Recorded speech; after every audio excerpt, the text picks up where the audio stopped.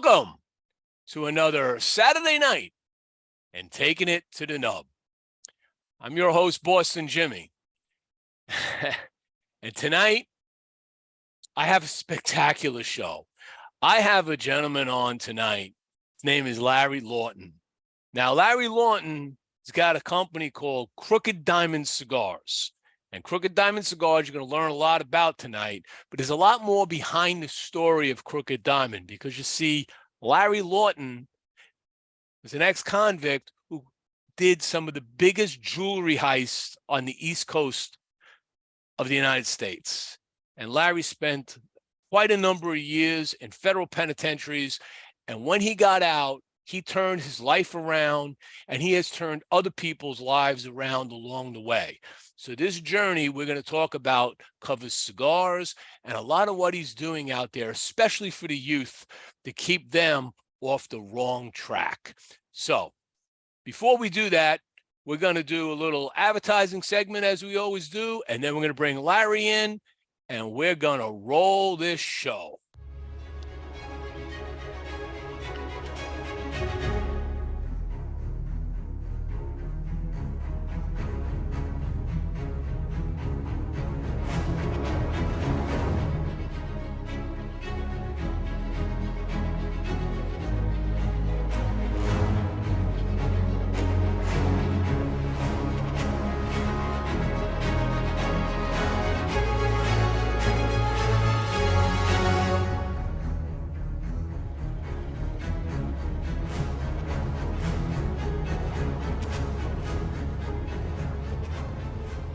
And today's show is brought to you by Casa Cuevas Cigars. In the 19th century, Juan Cuevas, Spanish immigrant from Santander, began what was to be a family business which now spans 4 generations. Like others fortunate enough to live and work in Pinar del Rio province of Cuba, Juan commenced cultivating tobacco, turning it into a successful business. Following in his father's footsteps, his son Juan Jr. continued with the family business, successfully expanding it until events which took place in 1959 forced a dramatic change. Years later, in the Ciabo Valley of the Dominican Republic, Luis Cuevas Sr., Juan Jr.'s son, carried on the family tradition of handcrafting fine cigars in the family's cigar factory, Tabacalera Las Lavas. Today, Luis Sr. is joined by his son Luis Jr. in the manufacturing and sale of premium long filler cigars at their factory, Tabacalera Las Lavas in Santiago, Dominican Republic. So check out Casa Cuevas Cigars at www.casacuevascigars.com and on their Instagram and Facebook channels. All right. Now let's bring in my guest, Larry Lawton. Larry. Hello, Jimmy. How are you doing, Boston Jimmy? I'm good, man. I'm good. It's been a while, about a month or so. You were right here at Executive Cigar Shop and Lounge in Melbourne, Florida. Got introduced to you and your buddy Sam, and got introduced to this beauty. I love it, man. Of course. Where is it? There you go. Crooked Diamond Cigars. You know why I like them more than anything? And don't get me wrong. I mean, listen, I smoked cigars for 40 plus years. Yeah, me too. Join the club. Yeah. So, and up north, when I remember my grandfather caught me stealing his Optimo cigars. And he made me sit down and smoke it, and I liked it. he thought he was teaching me a lesson. Now, don't get me wrong, I don't like Optimal cigars anymore, but I started with Garcia Vegas. I know exactly what we're talking about. So and I made it. I got the blenders came, we went. It took a long process, that, and what I like about it, and I smoke a lot. I can smoke 3, 4, 5 of these in a day, and it's not a hard cigar. Our first cigar, I didn't want it to be, a Maduro or something that could be a little harder. I wanted it to be and we get such great reviews from everybody, every event we go to. even like executives from magazines. And the good part is the women like it. Well, women are not looking for flavors. I mean, I've done many an interview with women cigar smokers, women cigar clubs, and they're just like us. They love the tobacco. They love everything from the mild to the boldest and the strongest. They're no different than us. In fact, they're the largest growing demographic. So if you're appealing to the female cigar smoker, you've hit the nail on the head, because they're going to be buying your cigars if they like your cigar. Very true. And also the African American communities are very big, growing, and they like cigars. You always remind me the nub. When you have your name of your show, the smoke to the nub. They actually like those, and we're getting great reviews from them. I had listen. I got some great news. I had a friend of mine who's literally a big person up in New York at the Empire State Building. I didn't know how important the Empire State Building is to the world. And literally, I mean, from communications, the whole East Coast from Tennessee all the way is all still run. They have so many, I think they have 200 satellites that go off that. And he introduces me to the whole executive team at the Empire. There's a whole team. I mean, the building is amazing. And I think I'm going to be in New York soon with these. All right. In a big way, So what are you pairing your Crooked Diamond with tonight? Tonight it's water because I'm driving in the RV. Oh, you don't have your driver driving you? No, he's actually taking a nap, and I pulled over. Okay. He'll probably see him get up, but he'll come up, and you met him, Nick, the guy who's doing the filming. So he drives, and he's just taking a nap because we've been on the road a lot. And I said, let me drive. We're heading back north, actually, to where you are. I'm in Miami now. I'm in actually Hialeah. Cigar country. Yeah, yeah, absolutely. Oh yeah, down here is more so. And so I'm doing that, and normally I'm a bourbon drinker. Okay. So, and I love this cigar with a bourbon. It could be Makers. It could be, I like Angel's Envy. That's my favorite bourbon. So I'm pairing it with a Right as Tears Irish whiskey. There you go. Copper pot Irish whiskey. It is finished in bourbon barrels, this whiskey. I'm a big Irish whiskey guy ever since coming back from Dublin 5 years ago and discovering things other than just Jameson's. Hey, I was just going to say Jameson. I'm just still a Jameson, but I have a lot of fans. And it goes in this beautiful thing. Very this nice. Is my Irish whiskey carafe. And I bought these in Ireland when I was there. We're gonna have to have one to drink with those when I see you, up north. This is serious cut lead crystal, deep cut. So so this goes very well with your cigar so far because there's a nice little sweetness behind it. So it's pairing very nicely. That's the one. I believe it or not, I've been all over the world, mostly the Pacific. I've never been to Europe. Believe it or not. You need to go to Europe. I'm not a big guy anymore where I have to do this or that. I enjoy the RV. I go to country. I do that. I'd like to go maybe to Ireland because I actually have a lot of fans that are in Ireland. And I want to go to the pubs. I want to go to the Absolutely. So, and Ireland is a beautiful country. You could traverse the whole country, except for you could do the north too. I did everything. I did the Island Republic, not the north, but we did everything from Dublin all the way over to Shannon, and we went through the Wicklow Mountains and across to the Cliffs of Moher and did all of that stuff down to Cork, where the Titanic launched from. Last stop of the Titanic before it left. Great stuff. Beautiful drive. You will have a phenomenal time.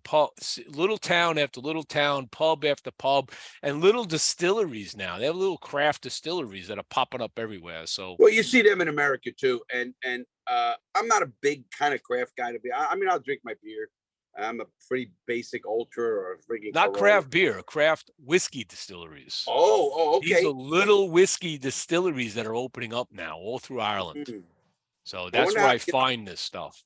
I had a woman on my show. I have to introduce you.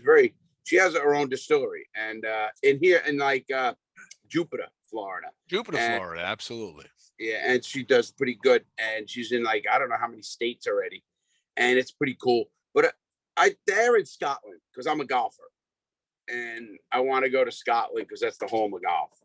Just to go to St. Andrews and Playing links. yeah, well, listen, there's links right here at St. Cloud. I mean, but it's just different. It's different up there, like you said. And everybody who comes back from Ireland, everybody, Jimmy, says to me, "You got to go." That's the more than France, more than Italy. Oh, it's beautiful. It's beautiful. More place. than all the Germany. Don't get me wrong, Spain. My cousin lived in Spain. She lived actually in the Canary Islands. So that's a little different than normal Spain. Right. Yeah. I was just in Mallorca also early in the year, and that's Spanish island, but they don't think of themselves as Spanish. They're Mallorcan. They actually speak a different dialect and everything. So well, it's like Madagascar. They don't consider themselves African country. No. No. All right. So you know what? To get this thing really rolling. Okay, I'm going to break some ice here with you. Anything you want. I'm an open book. Literally. I know you are. Literally. So, I introduced the show. You are a self-described ex-convict. You had the largest number of jewelry heists, biggest jewelry heist up and down the East Coast of the United States. You spent about 11 years in prison through multiple federal penitentiaries, and we'll get into that in a second. You are an honorary police officer in St. Louis. All right. And the list goes on and on. You wrote a book, blah, blah. Now, my first thing I want to understand is, how does an ex-convict become an honorary police officer? How does that happen? Well, that also goes. I'm also the only ex-con who's ever recognized on the floor of the United States Congress. Well, we'll get to that second. I want to understand how you become an honorary police officer being an ex-con. Sure. Okay. When I got out of prison, I developed the reality check program. The reality check program works with families, police agencies, schools, with at-risk kids. And what I call an at-risk kid, Jimmy, and you from the North, is every kid's at risk because they could be, hanging around with the wrong crowd. They could be, in school, just doing certain things. So at risk is a very tough, everybody's at risk, as I tell parents. And you just got to recognize the signs. So I developed the program when I got out. That's a great story in itself. When I developed the program, it starts going out. I start doing news organization. I had a radio show, a local radio show on WMMB, if you're up there. Right here in Melbourne. Yeah, Melbourne. And so I did that, and I started getting recognized. The news organizations, Fox News, MSNBC, CNN, all of them started asking me to commentate on crime because of my record and what I've done, and also on rehabilitation and helping young people. My program ends up getting into the court system. It's actually kids get sentenced to my program. So it starts getting sentenced, and I get recognized. I get asked to speak at it's called the IACP, the International Association of Chiefs of Police. Well, this is all over the world, actually. And I ended up getting asked to go to Texas to speak to the executive board of the IACP. Now, that was police chiefs from Germany and everywhere, and so there's about 20, 25 guys in that room. Now, it's a big convention. I mean, they do it once a year, thousands and thousands of chiefs, police, all over, from all over, little towns to New York City PD. So I end up speaking. I end up meeting one of the board members who's on their ethic committee, a guy named Mike Force, Chief Force. He's my mentor, if you want to call it that. Now, you got to remember this, Jimmy, as a guy who's got a very good reputation of being a stand-up guy, because I do not rat and I won't rat. That's none of my thing. I went to prison for not telling. I ended up doing 4 12-year sentences and beating a life sentence by getting my law degree. So, but before that, I developed I got that in prison. But before that, I end up speaking to the IACP, everybody else, and this chief comes to me, and I've been offered this before. Hey, we'd love to have you, train our guys, work with stuff. I said, sure. But he goes, I'd like to do something different. I'd like to do, I'd make you an honorary police. Now, I was offered that. I stepped back right away because I don't know what reputation that holds. But I end up telling the chief, I said, let me, he comes to Florida from St. Louis, Lake St. Louis, actually. He comes here and he goes through my program, my whole program that the kids and the court system sentence people, everybody. He loves it so much. Let me tell you how the guy is. This is why we connected. He just retired. Now the new guy is very close friends. Actually, I helped them if it's Ferguson or whatever they needed. They're right next to Ferguson, if you remember that, in 2014.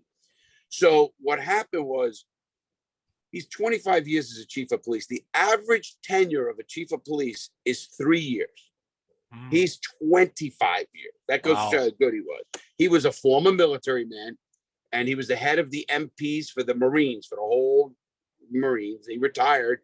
Then he picks up this job, and he's been there 25. He retired a few years ago. Well, she's about 4 or 5 years ago. I was at his retirement party. We became friends, and I told him, I said, I got to vet you. His name's Mike Force, said Chief. I said, Mike, I got to vet you as much as you're vetting me. Because if you're an asshole department, you're busting kids for the wrong reasons, you're not trying to help people, I don't want to be associated with you. I mean, I'm a straight shooter. And he understood that. And boy, when I went there, the criminals like them, meaning they don't try to get you, Jimmie. They don't try to put their foot on your neck. This guy, Mike Force, let me tell you how different he is. He gives out awards, not for the most arrests, not for the most DUI, arrests or anything. He goes, Larry, if I do that, I'm going to have my officers going out of line to get numbers, to do things wrong. He goes, I give out awards for who speaks at the most churches, who speaks at Little League. He gave out an award for a cop that the cop didn't know it. The cop stopped the person. You didn't stop him. The person was on the side of the road. The cop got out and helped the lady change her flat. Now, we don't see that anymore. That's that us against them mentality with the communities. That's the other side that says protect and serve. Thank you. And you know what? they take it to a different level. Well, when I saw that and I know what he's about, I said, I can back that. I can just listen. I deal with gangsters. I deal with gangs. I deal with people. And listen, I never hated the FBI who got me. I never hated the people. That was my life I lived. And I want people to know that, listen, they're doing their job. You don't have to hate people. See, people even don't understand ratting, Jimmie. It pisses me off when I hear a person say, well, he's a rat. No, he's not. He's a civilian who got robbed. He's supposed to pick you out of a lineup. He's supposed to go testify against you. Ratting is when if I was doing a crime with Jimmie, and then I get caught and I say, I don't want to do this time. You know who really did? Jimmie's my partner. This guy's my partner. They wanted that from me and I wouldn't do it. And it's just, that was my northern, and you know what I mean by from up north is, listen, ratting was never, guy commits a crime. Listen, if they rob my mother, she's supposed to do everything she can. Or you or anybody else, you're not in the game. You're not doing a drug deal, and then he's a drug, you're a drug, you're not addicts, dealers, and then I'm getting out of the crime. That's ratting. And I really let the cops do their job. They get you. But I'm not here to help them either. Right, so you go through this, and then they bestowed upon you. Well, they asked me. Obviously, it became a big deal. I ended up being on every single network, ABC, Mega, all over the country. Him and I, we did a bunch of togethers, and the main Fox, everything, the big one, all the big networks. And they said, hey, it's pretty, and I told pretty much the story of we need to break down that us against them mentality with the communities and the police. Because let's face it, we know there's bad cops. Any organization that has 100 people is going to have bad apples. But the cops need to also police their own.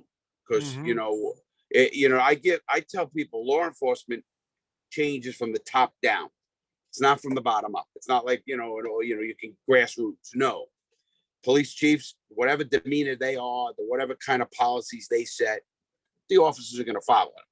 Now, if you have a police chief that's not going to put up with that shit, is going to do the right thing by the community, then you're going to have a good police department. But if you have a scum, they don't care, I can go on and on about what, you're going to have those cops that, hey, my chief's going to back me. When I see these abuse cases, trust me, there's a lot of mismanagement or bad chief police, because either you don't know your people, you don't keep up on training, and you don't instill what you believe should be. None of this shit.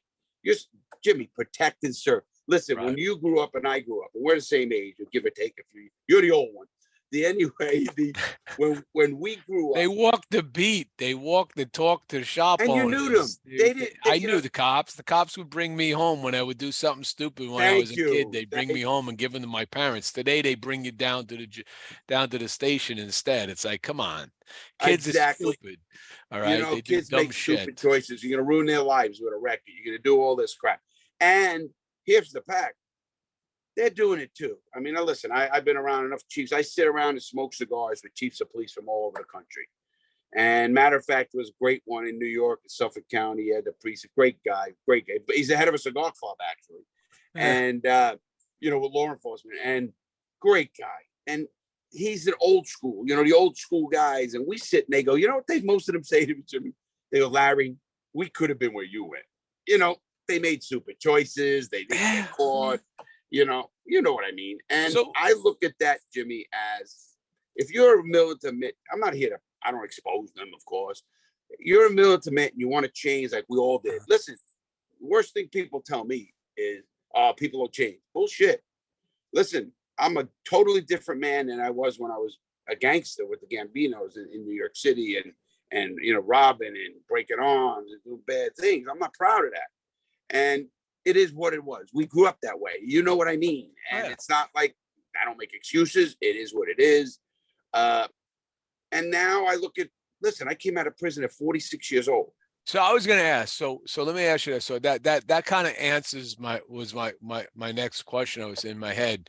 So at 46, you did what, 11 years or 12 years? I ended up getting 4 12-year sentences run concurrently. So you did about 11 years and got out 11 on a years, little the hair over 11, right? So you were 35 when you went in?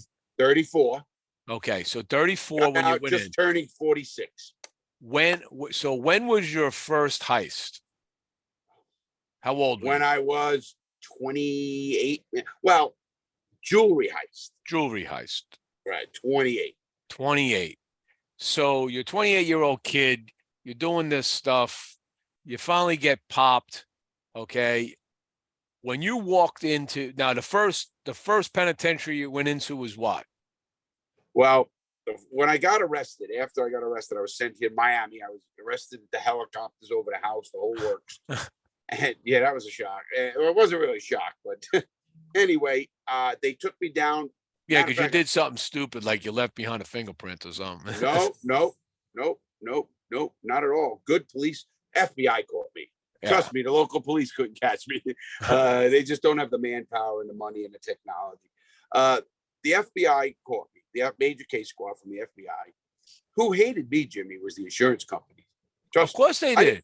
I didn't hurt people in these robberies, not one. Because the jewels, I would imagine those jewels were off the street already. They were insured.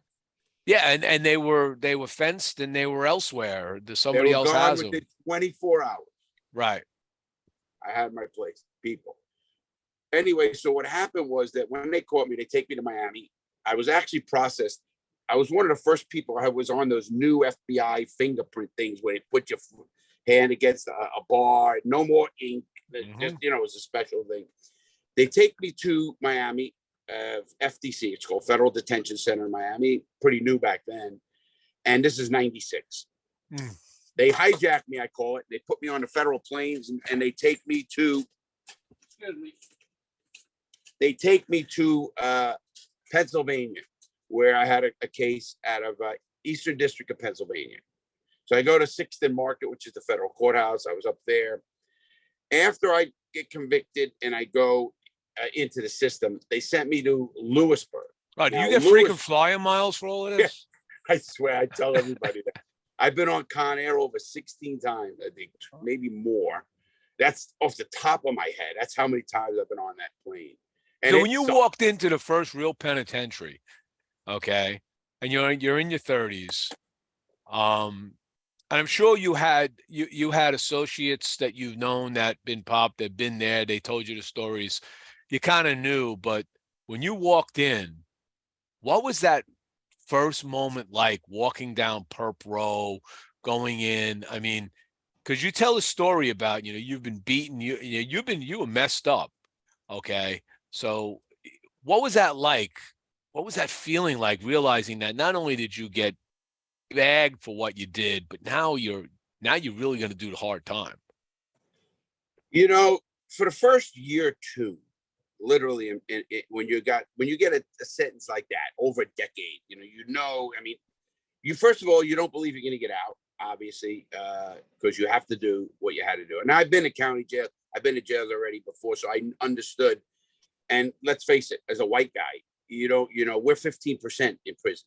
So, we're not the strong. So I often tell a lot of my African American friends, I said, don't tell me about prejudice. Let me tell you something. I said, I know what it's like to be a black guy, whatever, prejudice against you. You go, what do you mean? I go, come on. I was in prison with 15% white in Atlanta penitentiary. I was there, 15% white. Even the guards are all African American. So you don't got anything coming. And you get to understand that real quick, which is okay. Because like you said, I had a lot of associates, being associated with the Gambino crime family, being a guy who's a stand-up guy.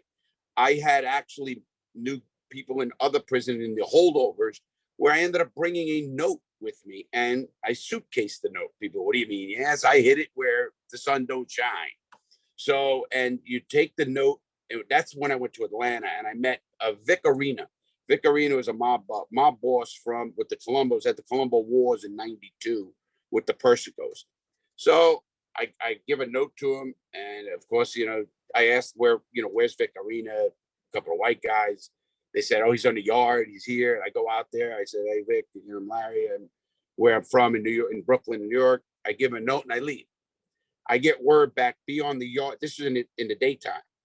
I be on, this is after being in the hole for a while. They give you what they call captain's review. There's a whole different process when you go to a penitentiary. Then I go there, I get word back, hey, Vic wants to see you at 6:30 on the yard, okay. I go out there and he's got a bag of commissary sneakers, sweatpants, all the stuff you buy. And I guarantee it, and I never said to him, he went and checked me out, obviously, took the note, made a few calls. Yeah, he's one of us, stands up. And, I ended up meeting so many Nicky Scarfo and Vic Amuso and all these mob. And it's a headache, too. That's a bullshit headache, but I won't get into that too much. But you people know that then, oh, you're associated with this, I hate to say gang, this group, because really, I guess they're all groups, gangs, whatever you want to call them. Everybody's got an association. And that helped me a lot, obviously. But even that, what you said, that first day, I knew what I was going to do. And I was in Dade County Jail when I had to punch a guy, the houseman, the first hour I was in there. And I did it on purpose. I changed the TV station in '92. This was during Hurricane Andrew. And I changed the police station to, what's that light going off? I changed a police station. I changed a TV station. I hit the first guy that said anything. And I was one of 30 people, and I was the only white guy in the pod. Had to do what I had to do. Matter of fact, I broke my hand. I'm a hitter too. Boy, that guy was big. So, but going in places like that are, the first 2 years, if a person has got a lot of time, you got to put the outside away as much as you probably possibly can. Your wife, your kid. I had a 15-month-old baby and a 7-year-old son, just turned 7-year-old son. November 30th, he turns, now he's going to be turned 34.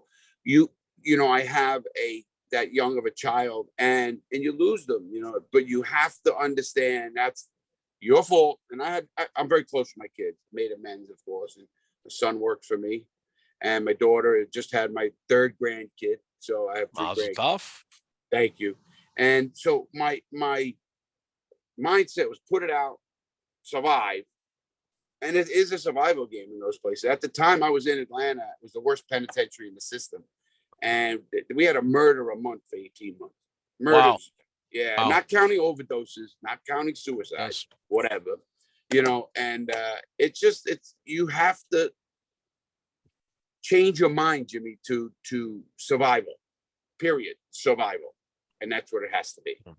So you go through this process, you end up spending, like I said, 11 plus years, you get out, you start this whole program, and you're rebuilding yourself. Well, I didn't just come up with it. I knew I wanted to do something. I saw too many young kids come to prison. You saw, right? You saw things I that was you saw firsthand. the things that, why are they here? What are they doing? You don't want them out of there. And the reason I did it, though, Jimmy, a guy comes up to me who knew me from the old days, and he says, "Hey, La," he was a golf pro up in Melbourne, actually. He says, "Hey, La, I need a favor." I says, "What the F? What do you want me to break somebody's legs? Get the hell out of here. What do you think of?" I said, no. He goes, no. I caught my 16-year-old smoking weed, and he told me, "Fuck you, Dad. Where have you ever been?" I said, "Your son told you that? I'll talk to your kid." I so happen to have, Jimmy, pictures. They're in my book, too. Pictures with mob boss killers, guys who are never getting out. At that time, they actually let us take pictures. Don't ask me why I sent them out of the prison, because when you get transferred, they'll take stuff. And I sent them out, and I had them. I put the pictures together, saw the kid, talked to him just about my life and what happened and everything else. In an hour and a half, you saw his brain, literally. He's a big kid, but I'm not a little guy either. I'm a wide guy. And I looked pretty crazy back in the day. So when I got out, and I said, now, at the end, I said, I don't give a fuck what you do. Because if you keep screwing up, you're going to go see my friends. And that's not going to be pretty. You ain't built that way. And the dad calls me, gives me $100, actually. And I didn't want to take it, but I needed money. I just got out of prison. And he ends up again, and he goes, can I give you a number to people? I said, sure. I start talking to people. But he calls me up 10 days later. He goes, I don't care what you do. He goes, I don't care what you do. You got to keep working with kids. I know you got a degree. I was going to work. I'm a licensed paralegal. I can't be a lawyer because I'm a felon. Right. He says, so I had offers for job. I'm good at the law.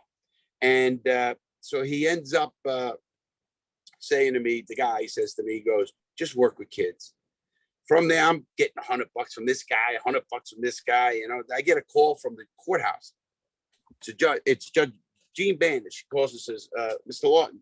Yeah, Gene Bandage. I work with Judge Ryman. And I said, yeah. He goes, Judge wants to see us. I ain't seeing no judge. She goes, no, Judge wants to talk to you. I go, listen, do you have a warrant? You guys, no, the law. I said, I ain't seeing no judge.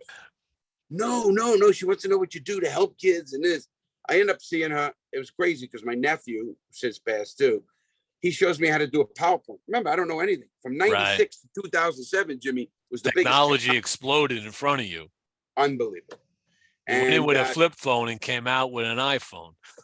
No, it wasn't even a flip phone. When I went to prison, we had the big gray phones you beep. You had a beeper. Beep, beep, beep, beep, beepers. Beep, beep, beep, so anyway, beep, yeah, crazy shit.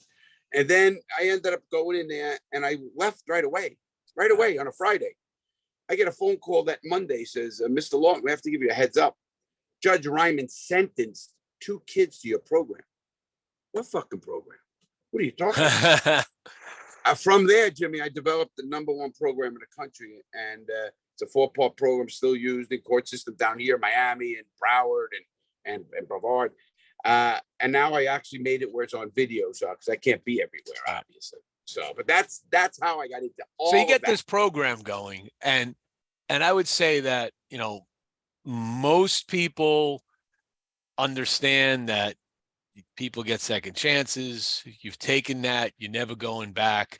Okay, I have a family member of mine that did short time, did very, very short time back in the day, went in and said he'll never go back in again. It was only for like DUI stuff, but it was enough to say, I ain't never doing this again, because you never want to be there.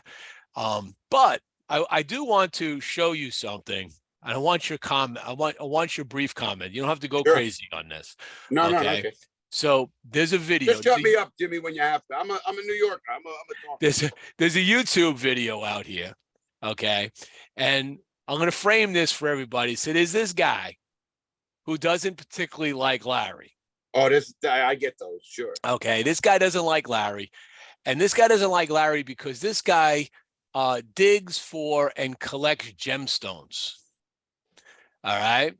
And he sees Larry as somebody that doesn't appreciate jewelry. He just steals it. He doesn't know what it is. He doesn't care. So I'm going to just quick show a little piece of this. Please. And you've probably seen this video. I don't know if you've seen it. They come up all the time. You get haters. Let me show you this. This guy here. All right. I'm going to just start this up. Oh, yes, I see this, Jimmy. This is crazy. Everybody is singing this guy's praises. Everybody loves this guy. Everybody seems to think he's the most this guy's on something. affable, accomplished, revolutionary man to ever live. I'm talking about former jewel thief Larry Lawton. You see him now going around the big TV networks, parading himself. I don't know if you can hear this. You hear the sound? Sure, I got it a little bit. Okay. I got it. I'm gonna just speed it up a little bit here. Any environment, and I could find the special rock that inhabited that environment, the special, valuable rock. And a lot of people, they haven't played RuneScape. They don't know that you can craft rocks and gems into jewelry. I was a guy, I could get a specimen, a rock. I could start, a little chisel. I could start chiseling away and make it into a beautiful gemstone, beautiful piece of jewelry. And I did this. There you go here now. He doesn't care. He doesn't care about the art involved in making a jewel. He could care less. He doesn't care about treasure. He doesn't care about searching and finding these beautiful things. He doesn't care. He stole them. And so this guy is like crying about the fact that he loves to collect gemstones, right? I get it. And this is his thing, right? But you just stole them, which you did. So number one, just to refute a little of this, right? Do you love the gemstones? Did you love what you stole? Did you steal stuff that you liked? No, you just took it for the money. Listen, Jimmy, I wasn't robbing to put them on my wall or put them in a wife's finger. I had jewelry, of course, but no. First of all, when we saw that guy, now I've learned through the times of getting this big with the YouTube, 1.5 million people. You know, it's crazy. You get the crazies, and they use your name to get. You know, the guy's got 100,000 views on that because everybody will Google it and laugh. My buddies who've seen that, they laugh. They go, "What was he on? Like, you know, what kind?" Oh, yeah. When he talks about, I just look at the comments, and some people go like, "Yeah, he loves to get the rock. Look at his eyes. Yeah, he's doing rock, all right." There's all kinds of stuff coming up in the comments about this character. Okay, I get. Listen, what I've learned in the business I'm in now, I got thick skin anyway. I don't give a fuck, because what happens is you're gonna get haters for whatever reason. They couldn't make it. They see you. You know, you got a record now, all this, you still make it. Yes. They don't understand the hardships and what you do and the education and the long process of whatever you're doing. They just don't do it. And that's okay. I mean, I've learned to laugh. I was listening to a podcast. Some people hate you know, for whatever they rate. I don't know these people. How do they even, like, they don't know me. They don't know I take care of my mom. They don't know I take, you know, they just don't know. And that's okay. I mean, I really don't care. Because that guy, though, that was a while ago. Yeah. You know, I ended up knowing it was getting big. If you look up. That was 3 years ago. Yeah. If you type in Larry Lawton, I'll never forget. You know that when you get to a level and people put together videos with, you know, you or something of that nature, I'll never forget this. 2 minutes, Jimmy, of a guy literally going through every one of my first 20 videos. And that's what boosted me. My book, Gangster Redemption, which I'm an author, best-selling author. That book, I mean, I did the whole chapters, and I always say, I'll never forget. I'll never forget. It was a tagline I used, not on purpose, just the way. I'll never forget about that. I'll never forget it. Now I'm forgetting. I'm getting older, but no. Anyway, he put together, Jimmie, a clip. You got to see it when now, whenever. It says, I'll never forget. I say it like, I don't know, 400 times. And he just puts his whole clip together. I laugh. And that's when you're starting to click on something, when they're making memes of you, or, I have fans all over the world, actually. And literally, I mean, you hear from them. I'm heard in 86 countries. And I don't know, 190 million. I don't even know what it is anymore. And you look at it and you say to yourself, wow. And that's why when you get stopped at an airport or something like that, you say, but again, it's very humbling, of course. I mean, I'm not like that. I wasn't like, oh, I grew up to be this, or it happens. And you have to get that thick skin, because there's going to be always haters. And listen, you know that. The more you do it, you're going to get people that complain about you, means that people are paying attention. And it's okay. Right. It's all right to have somebody say they don't like you, or a bunch of people. You can't win them all. Hey, Jimmie, Nick says to me, he's always with me. He goes, Larry, I love the haters. That's good. We need more of that. I said, what do you mean? He goes, no, they're the ones who keep hating you and going in. They put it everywhere. And they're doing everything. So I look at it like, okay, so that guy was so funny, though. Yeah, if that guy wasn't on some kind of drug, nope. All right, what I'm going to do here is this is about a 4-minute or so advertising segment. We're going to go through the rest of our sponsors. You can watch it. It'll be going out. When we come back, though, I want to shift gears a little bit, get away from the Larry Lawton, the criminal, to Larry Lawton, the cigar maker. And let's talk a little more about Crooked Diamond Cigars. Absolutely. Right? Whatever you want. So I'll put a light on, too.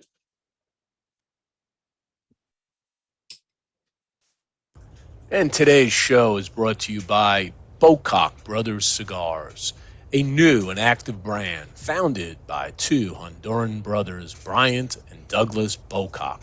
The brand zeroes in on those folks that are looking for easy-to-smoke cigars inspired by unusual circumstances. Very importantly named after their very interesting and imitable last name, Bocock. Right now, Bocock Brothers is featuring their Signature Edition, made at the A.J. Fernandez factory in Esteli, Nicaragua. It features an Ecuadorian Sumatra wrapper, a Nicaraguan Habano binder, and a Nicaraguan filler. Available in 3 popular formats, a Robusto, a Toro, and a Gordo. You can check out Bocock Brothers Cigars at www.bocockbrothers.com. And today's show is brought to you by Platinum Nova Cigars. Platinum Nova is a family-owned and operated premium cigar company. Only the highest vintage tobacco and the most skilled hand workmanship go into the making of each Platinum Nova cigar. This results in a timeless blend of art and craftsmanship. The Nova brand and the family's work are a tribute and an honor to their grandfather, to always remember him and his infinite passion for the finest cigars. Their love for cigars started with their grandfather, a dedicated master blender and entrepreneur in the cigar industry. So the next time you're looking for that exquisite cigar experience, pick up a Platinum Nova.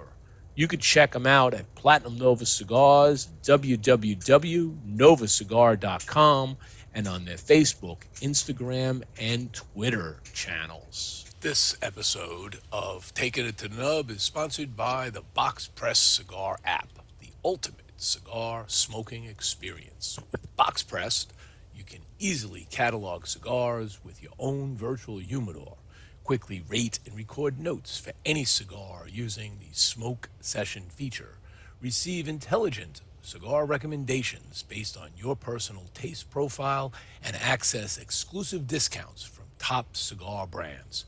You can even shop your favorite cigars directly in the app, then automatically sync the order to your virtual humidor. plus so much more. Download Box Press today by typing bxpr.sd/install into any web browser and discover the world of cigars like never before. That's bxpr.sd/install. And today's show is brought to you by All Saints Cigars, a company founded in 2019 and headed up by industry veteran Mickey Pegg and his two friends, Martin Corboy, a successful restaurateur, and Frank Leo, an Air Force Academy graduate military veteran. As Mickey explains it, they were all sitting down, talking and smoking cigars, and finally they decided that they would do this thing together. It was time.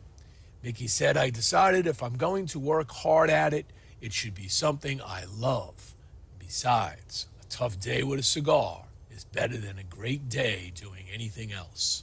Soon after, they began the process of launching All Saints Cigars, jokingly referring to themselves as the Holy Trinity, St. Michael, St. Martin, and St. Francis. They chose for their logo the cross of St. James, the patron saint of Nicaragua, the country where their cigars would be produced. You can check out All Saints Cigars at www.allsaintscigars.com. Before you light your next cigar, be sure to check out Cigar Medics, the makers of the patent-approved humidimeter. The humidimeter is a tool designed to display the relative humidity inside your cigar. With this device, there's no more guessing. Simply insert the probes into the foot or cap of your cigar, and you can instantly know if your cigar is ready to be smoked. Buy now on cigarmedics.com and see site for other cigar accessories. With the humidimeter, you'll know when to hold them and know when to smoke them. All right. I want to thank our sponsors. Without them, the show's always a little harder to do. Let's get back to Larry. So you do the prison thing, you come out, you do this, you start to do this youth program, everything's going good, and somewhere along the way, you get the wild, crazy hair up your ass that you're going to go and create a cigar. Talk to me about how you came upon a lever. You've been smoking cigars for 40 years. I get it. I smoked a lot of cigars in my 40 plus years of smoking cigars. I've tried the best. I've tried the worst. What got you to Oliva Cigars? Well, you just, I don't know. Okay, that's a great question. First of all, I'm very picky on my sponsors. If I have a sponsor, and I have a few, I use the product, whether I did Manscaped or I did this, or I am very about that. I don't want to I'm not going to do something. I'm not going to do a woman's product. I'm not going to do something. Yeah. Hey, Jimmie, and their cutter. I actually like that. I'm going to look into that. I did like that. And so I heard it here. You tell that. So what happened was, I know a lot of guys in the industry, and someone goes, Larry, you need to approach a company because, you're so smoke cigars, you love them. You don't have a sponsor for them. You could do something with them if you want. So I get introduced. I go to a meeting in the Oliva headquarters, and they're in Miami Lakes, Florida. Matter of fact, they're so big, they have a 40,000 square foot facility, and they're moving this December to 70,000 square foot. Yeah. And they just built a 182,000 square facility. They're the biggest in Nicaragua. But anyway, so what I did was I went into the meeting, not thinking anything, Jimmie, not like, oh, I want to do something with anybody. I don't want to do it yet. So I get I love they have such a good family atmosphere, number one. And we're in the executive lounge, smoke lounge. And the COO is there, head of sales, head of logistics, myself and another friend, and that's it. And I have my computer with me. And so I just, we start talking, it's a very friendly atmosphere, and they're talking about, and we're smoking cigars. And I took their number one cigar, the Maduro, in 2000, they got the cigar of the year. So they're all in the thing, and we're smoking and talking. They go, well, who's your audience? So I bring up my computer and I say to them, listen, I'm not here for you because obviously you're a cigar company, and looking at that, my audience is not what you want anyway. I says my audience is 18 to 24, 25 to 34, 35 to 44, and that's 80% of my audience, and they're male at 92%. So it's a young crowd. I get stopped doing it. First, they said, could show us around the world. And you know this, Oliva was bought out by a Belgian company, the big ones. I mean, actually, I just met their head of marketing who was with their owner, a guy named Fred, in Belgium for many years. French lady. That's a show I did with her and them. Anyway, so I go and I pull up Belgium. Wow. I mean, pull up this, and I'm showing them numbers, and you know, last 156,000 followers. I mean, numbers are crazy. And because 60% of my audience is America, 40% is all over the world, you know? So but I'm thinking, and they stopped me right there and they said, hold on, Larry. We want this audience. This is who we want. And he goes, made a great point. Fidel, very nice guy, very smart. He says, and I was told before the meeting, this guy doesn't talk much. He's very analytical. They come from the computer industry. You know, he didn't come from a cigar industry, actually. And he's very, you know, he's quiet, you know, and I don't think anything of it. And he stops me and says, no. He goes, if we get a cigar guy at 25, we have a customer for 50 years. I get a cigar guy at 65, I got him for 10 years, you know, give or take, you know what I mean? The number, boy, it hit on me. Then they were offered to put up everything. And you know what it takes to do a cigar. Wow. So impressive. they put up everything, the field, everything, money, everything. Because they wanted obviously they want my audience. They see what I'm doing. They were looking for somebody, I find out later. And they showed me who they were looking for. Not even a tenth of my size, not even, you know, I mean, nothing at the level I was at. So, and they looked at a lot of people from Conor McGregor to people and stuff like that. And they wanted me. We worked something out and I own it. That's the big thing. I don't want to work for somebody. I mean, I'm done with those days. And I own it all. Obviously, they're the one who make my cigars. They brought in the blender and all that. And I learned that process. You got to remember, I'm a cigar smoker. I don't know the intricacies. It's an eye-opening experience when you go to that next level. You know, as being in this business and having your show for so long, there's so much that goes into a premium cigar. I mean, there's, and you know, and I still wanted to make my price point. It's not about my product. I wanted to make the price point where it's affordable, good to everybody. $10, $11 cigars are good. I didn't want an $18 Patron or $22. But listen, I've had people say, Larry, I like this better than the Patron I smoke. And I'm not kidding that. And I get it. I mean, they're a harder cigar, different. I mean, they're a great cigar, don't get me wrong. But they said, man, especially for your price point, you know, you're 10, 10, 50, 11, 11, 50, and 12. I have four sizes. And so with that said, we started the process, and it took from there, Jimmy, it still took over a year. I mean, you don't just, you know, that you don't just, I want it. You got to get it. You got to blend it. You got to roll it. You got to age it all the way down the line.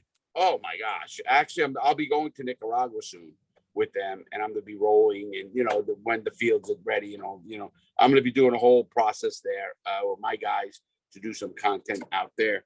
But so, and I learned a lot, obviously, from that. And I picked this, but people go, wow, I picked it. I mean, we were in the room, and they put things and they label them A, B, C, D, you know, and then we're all smoking. You're supposed to do the charcoal, like wine and all that. But listen, I know what I like.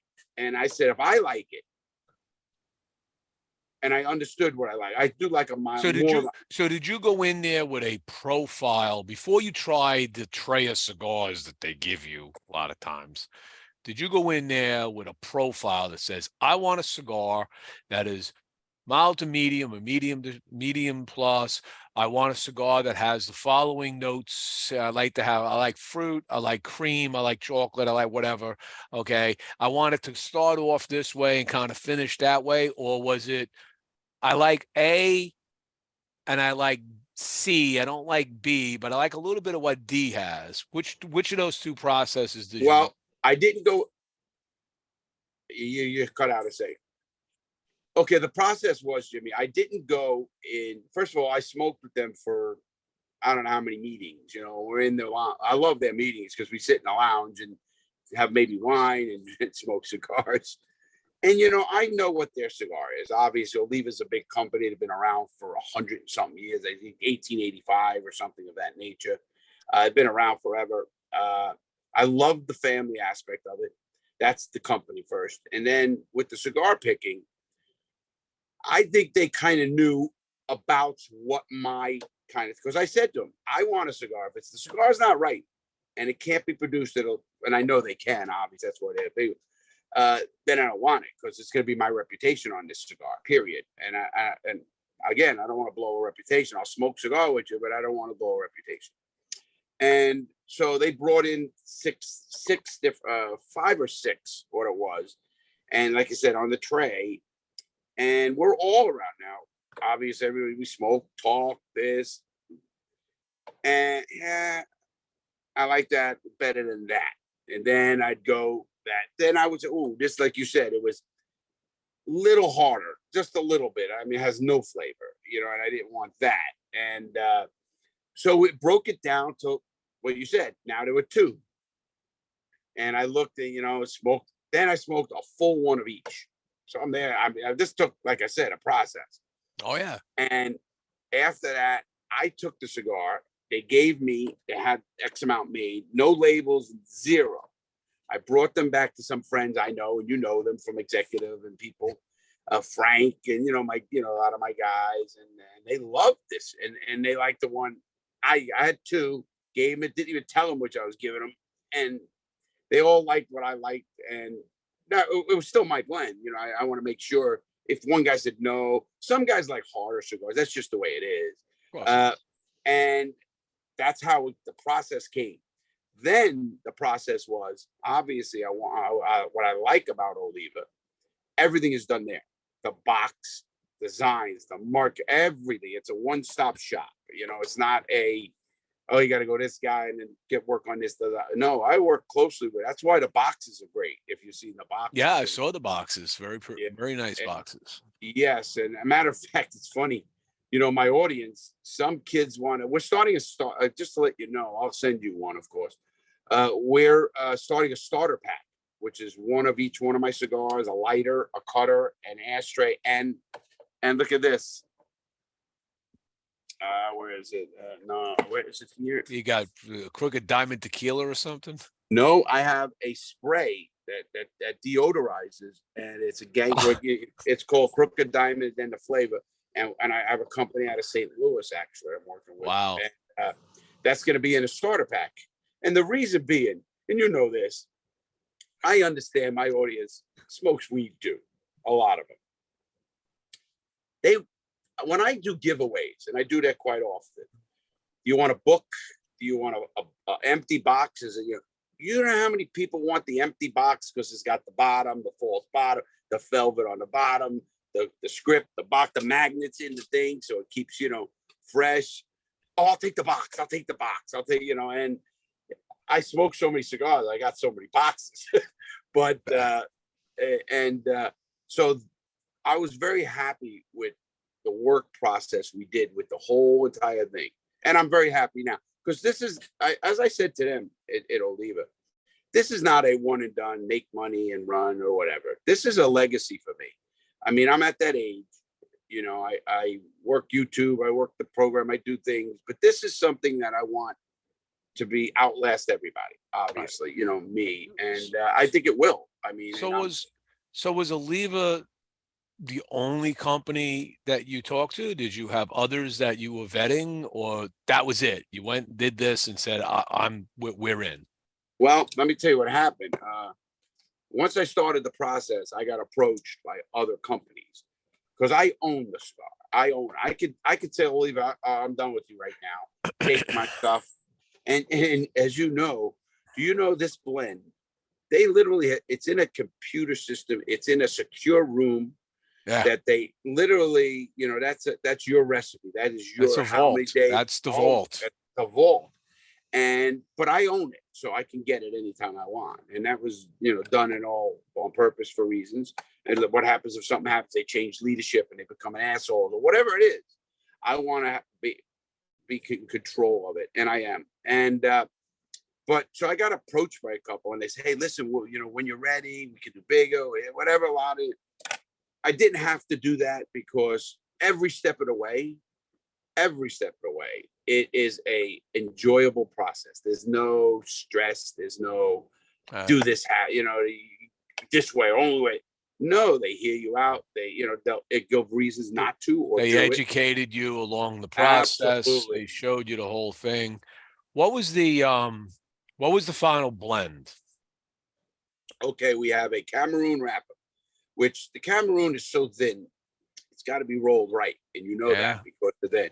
And what people don't understand about cigars as well, when you cut them, drives me nuts when I see a guy cut the whole tip.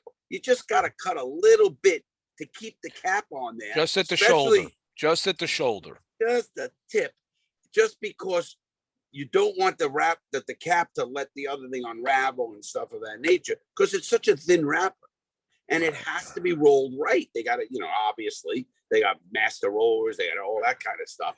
So with that, it's got a medium fill, Nicaraguan medium fill, medium to light fill. I didn't want either way, so it's classified as light to medium fill, and it's got the Cameroon wrap. And what's the binder?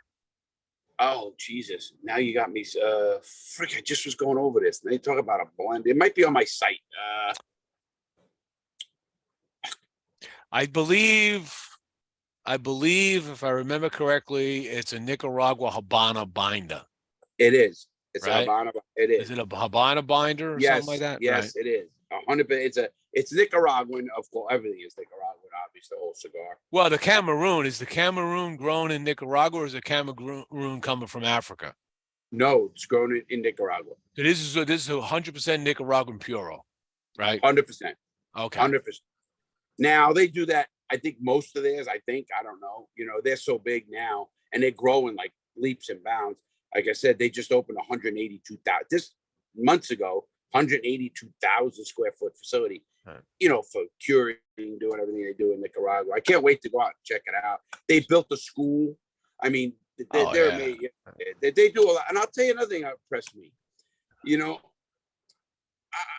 whether I believe it or not, they hire 60% of women. Yeah, well, it's important to have women work because they have a better eye. They do a lot of the leaf sorting, okay, and the cigar sorting after roll because they have a better eye for color shade. Really? Yeah. Oh, yeah, absolutely.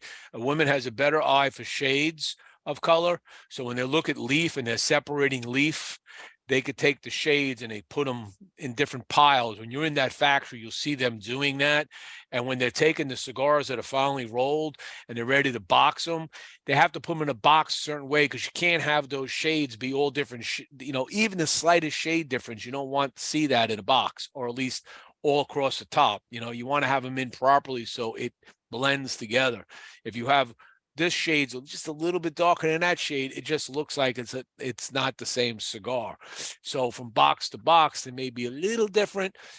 Their eyes can see that better than a man's eyes can see. I did not know that, but I like that fact of it, what they're doing with the communities, and they have a whole division of philanthropy. And I'm going to help them with that because I like that to do a lot of that as well with helping educate kids and educate. Oh yeah, people. that's so you know what this community does. This community is a tremendously giving community across the board. I mean, with charities and the philanthropy that we do, whatever we can do to help people, we find a way to take whatever notoriety we have, big or small. I mean, I raised $10,000 for autism by climbing a mountain in Mount Fuji. All right. I raised $10,000. And for me, that was a big accomplishment to be able to reach out to people that follow me, $10 here, $10 there. And we raised a lot of money. but others raise even more. They do big things. They run schools. They do this. They do that.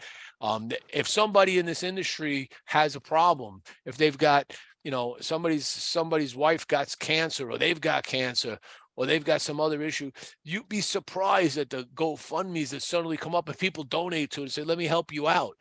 Because that's what we do as a community. And it's one thing that I'm so glad that the FDA, the court system, struck down the FDA regulations this past week, because one of the things that they need to recognize is that we're not just a bunch of fat guys, and I'm not a fat guy anymore, but I was, okay, just hanging around smoking cigars and drinking whiskey, okay? We care about people and we take care of people. And it doesn't even have to be people that we know. It doesn't have to be people in our own community. Okay, we're doing what you're doing, okay, is just amazing, going out there and helping young kids stay the hell out of trouble, okay, and taking and you know, and moving people in a good direction. You know, Jimmy said it's really correctly what you said is, so what I found is, especially with cigars, my whole life, you could go into a cigar lounge, you could be a construction worker, and you could be sitting next to a CEO, and you have something in common. You are smoking a cigar, you're enjoying the relaxing part of it. I think a lot of things could be fixed, so to speak. I think, obviously, I was very happy about the state of Florida not banning cigars in parks. Do you know they banned all cigarettes in parks in the state of Florida? Yeah. But not cigars. So, and I mean, I wonder why. Maybe because Jose Oliva was the Speaker of the House. But my point, though, is it really is, everything on this cigar is biodegradable. There's no filters, there's no plastic, there's nothing. Everything on this cigar is biodegradable. So you smoke this biodegradable. It's 100% all pure tobacco. It's tobacco, water, vegetable gum. Okay, yep. They don't have all of these cancerous additives to it. All right, so even if it was biodegradable, you know, I'm not going to say if a pelican or a seagull eats one of these that they don't get a little messed up, because it's nicotine. You know. Hey, let me do a quick public service announcement while we're talking about charity. This is important. So for those folks that are watching and those who are watching in the future, let me just share one thing here. I want to do this for my friend Lou Piscatelli and Cigars for Warriors. As you know, Cigars for Warriors, great charity, sending cigars out to all our warriors around the world that are in zones. So Lou Piscatelli, good friend of mine locally here, he does cigar band art. And this right here is a piece of art that he did. This is all cigar bands. Everything on here is done with cigar bands. I want to talk to this guy. Okay. Oh, yeah, you're going to want to talk to Lou. Everything here is done with cigar bands. And they're raffling off if you go to cigarsforwarriors.org, okay, you can go right here and buy raffle tickets. And the raffle tickets are $9.95. They've sold 79. They're trying to sell 2,500 of these within the next 2 weeks. To get out there. So what this is, you can see this is all cigar bands. Everything here is a cigar band or a piece of a cigar band. It makes this art. All right. And at the very top, this flag is a flag that flew over a building that was one of the founders of Cigars for Warriors, Storm Bourne, one of his soldiers. Okay, young kid. This is one of the flags that they flew in his honor. So that's in there too. So you get the whole thing. You can win this whole thing. All the money, everything that Lou did, he completely donated this. He did not charge them for this. He donated everything. He made the frame. He's a cabinet maker too. So he made the frame and everything at his shop locally here, put it all together. These are raffling off at $9.95. This is an original piece of art. It's a one of a kind. And we're going to do that drawing, I think, right on September 5th or so.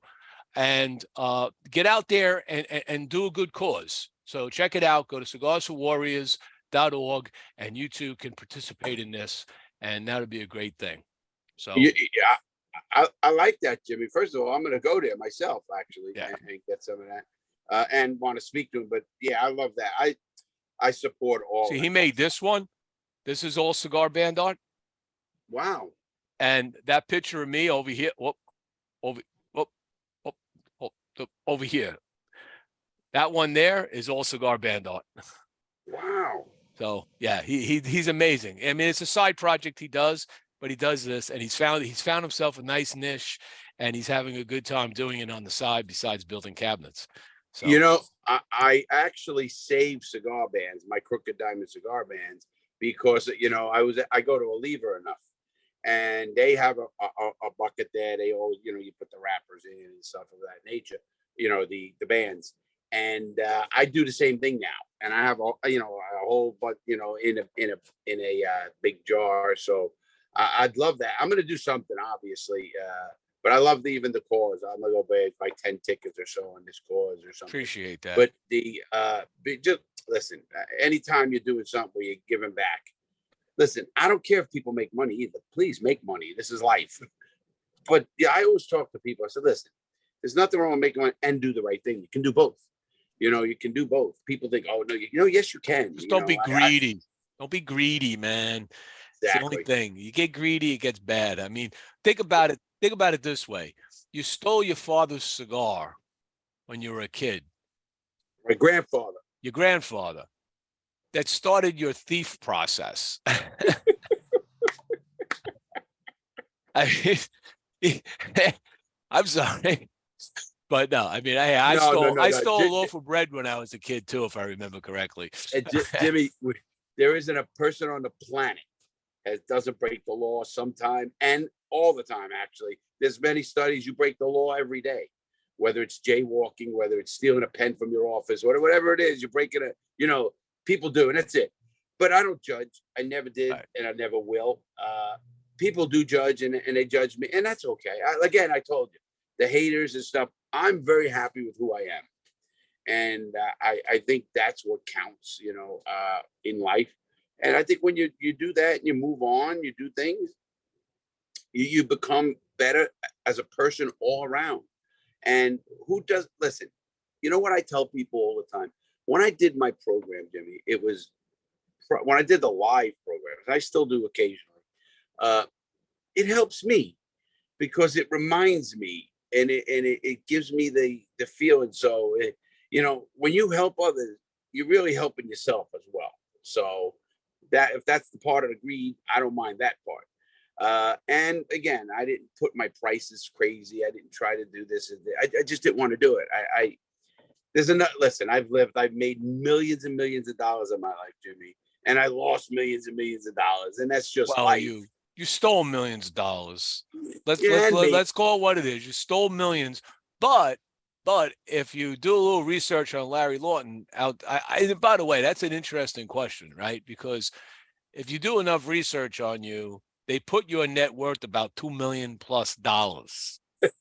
Okay. Now, my question is, you stole all his jewelry, you fenced it all off, blah blah, all of that. You go to prison. Do they take all the money that you own at that point? How does that work? Jimmie, when they took $6 million from me. Matter of fact, I got out of prison in debt. Right. So totally. So yes, did they take everything? They Absolutely. took everything. So, Listen, so any net worth that they're putting on you today on any sites is based on what you're doing with your YouTube, what you're doing, what you're following, 100%. How you have regrown yourself legitimately. Okay, selling books, DVDs, doing whatever it is. All these little things that you have going on legitimately have now put you in that realm where. Yeah, exactly. Well, I often tell people that's why, and part of what I try to tell young people, and young to us is. Was it worth 11? Hold on a second. Was it worth 11 years in prison to get that? Nothing is worth 11 years because I lost my family. I lost my kids, and you can't replace that. And that's what I don't want to see other people. When you're a kid, you go to prison and you get out, and your kid's 18. Right. And your daughter was 13 when I got out, and I went to prison when she was 15. She didn't even know who I was. I mean, she visited me, but they told her I was a truck driver. I was out, a lot of things they were telling her. Wow. Until one of her nephews said, "Oh, your father was a gangster." But her cousin told her that. But no, what I tell people is this, though. I got out at 46, in debt, everything else, bad record, the whole work. A broken man completely coming out. You can change, and it's never over. When I hear young people 30, 35, oh, life's over, I lost this. Listen, I often used to tell people I was a millionaire 3 times.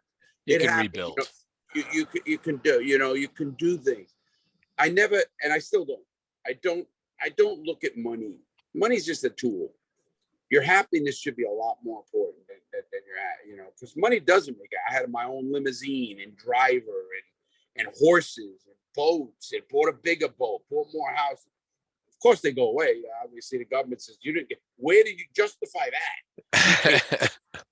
And that's okay. You'll never hear me on any show or anybody complain, oh, they did this to me. No, I did it all to myself. That's number one. Number two, but I am who I am. I can't live a shitty life. Like, oh, you can't have fun. You can't do that. You change. People, we're on this planet for a short time, whatever you like to think about or not. And you and I are a lot shorter than most right now. Yeah, I got a short number in front of me. I've lived well beyond half my life, well beyond it at this point. Me too. Listen, give me 20 more healthy years. I'll be happy then. And I look at it like that's not morbid. It's just life. And I've been shot. I've been stabbed twice. I've been, tortured. A lot happened to me and I don't ever get blamed. That should happen to. We know that. But I don't look at it as a blame, if you know what I mean. Like, oh, I'm the bad guy, the good guy.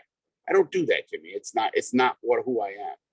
And I think I love business. I love seeing things grow, if you want to call it, business or people. We like to build things, I mean, that's what we like to educate and help people. Right.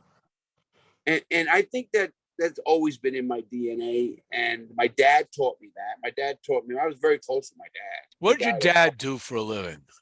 My dad was a construction worker in New York in the union, So he was, he had to pay people off. I talk about that in my book, going around with him at 11 years old to the gangsters.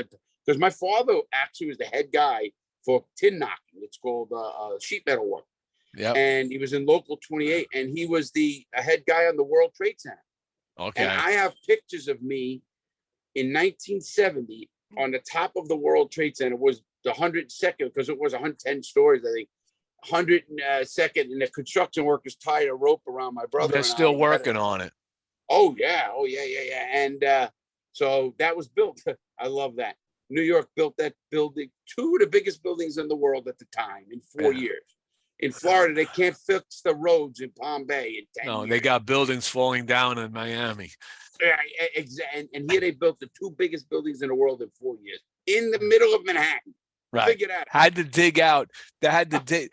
Not only did they build the World Trade Center, but they also built Battery Park City as a result of that, because all the dirt, everything they took out of the granite and the stone and the dirt from there, they put an extension to Manhattan Island, and Battery Park City is the result of that.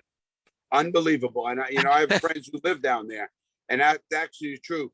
Manhattan is 2 miles by 12 miles, but it's now 2 point something because of all the building. Because of all the building that they did after the World Trade Center when they built all that Battery Park City, which is an absolutely beautiful part of Manhattan. It's like a whole nother village in Manhattan beyond south of Wall Street.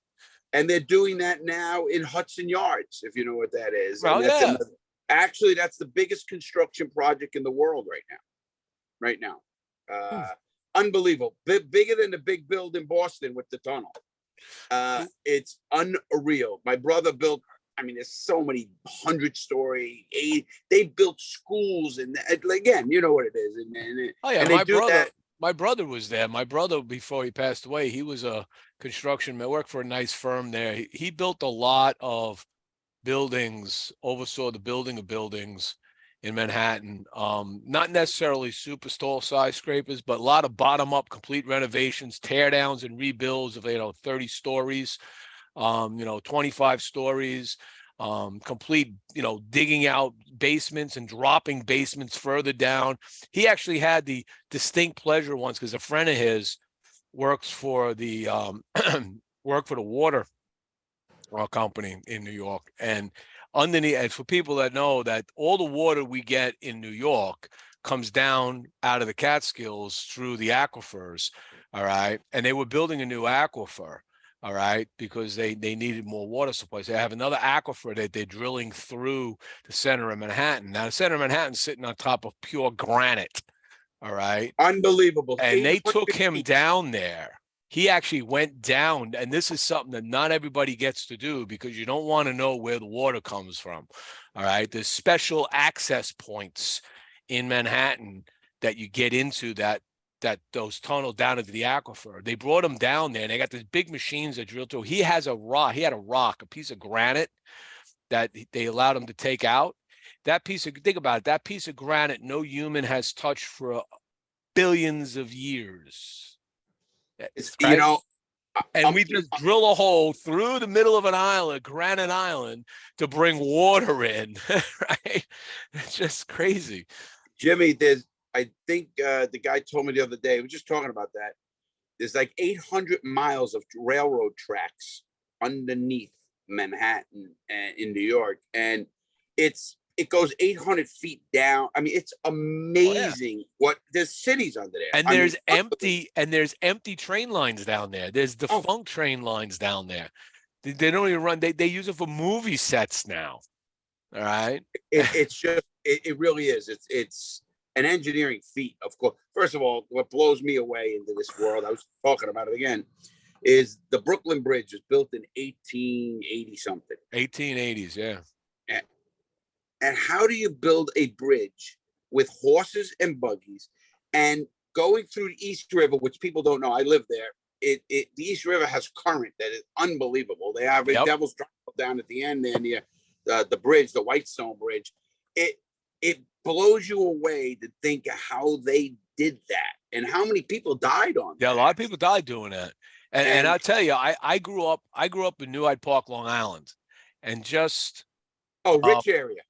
No, I lived in the Village and down by the train track. I'm the Bronx in Brooklyn. I lived down by the train track, by the Long Island Railroad, down where the shanty houses were. I mean, and a lumber yard. Trust me, I was not the other side of New Hyde Park. All right, I was on the other side of the tracks. But we used to rob cars in Long Island. There's stories I could tell you about that too. But I'm sure if you went north of where we were, there's a place called Lake Success. And Lake Success is this big lake up in the north part of Long Island, just almost due north outside of Great Neck and up.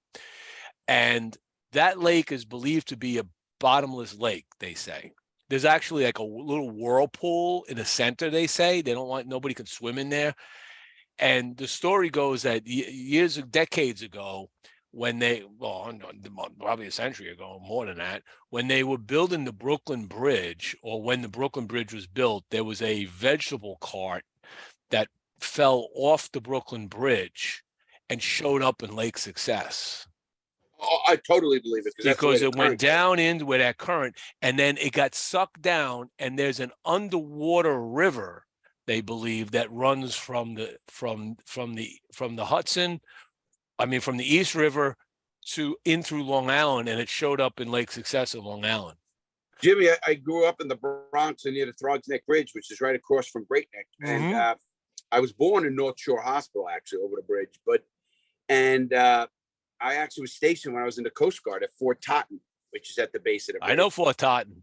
And so I know the area pretty well. And I grew up right there on the other side. Literally, we used to live in Locust Point, and Locust Point was where I would go. My great uncle was an elk. There was an Elks Lodge at Locust Point, and we'd always go up there, and that's where he had his boat, and we'd always go out fishing under the Throgs Neck Bridge. And we used to, Jimmie, that brings back a memory like you wouldn't believe. Jimmie, we used to swim, and we had a jetty, and on the one side of the jetty was a sewer, so shit would come out sometimes. Oh yeah. And we had a little Locust Point Civic Association, and we thought we were living in High Cotton, we were swimming in shit in East River. At the end of the East River, that's where it comes out, and it goes right into Long Island Sound, obviously. Yep. And that's why, no doubt, it did come down there. I mean, I took boats through there, as a Coast Guard guy too, so I understand how to navigate. That's why it boggles my mind to understand how they did that in the 1800s. No vehicles, no cranes. It boggles our mind how they build pyramids. I mean, Oh yeah, it's human. The humans can do whatever they need to. I mean, look at a guy like this guy, Lou Piscatelli. It boggles my mind that he can do artwork like this with cigar bands. Hmm. So this is Lou. Lou, Larry. The what? Nice to meet you. This is Lou Piscatelli, who does the cigar band art. Hey Lou, how are you doing? Good, Larry. How you doing?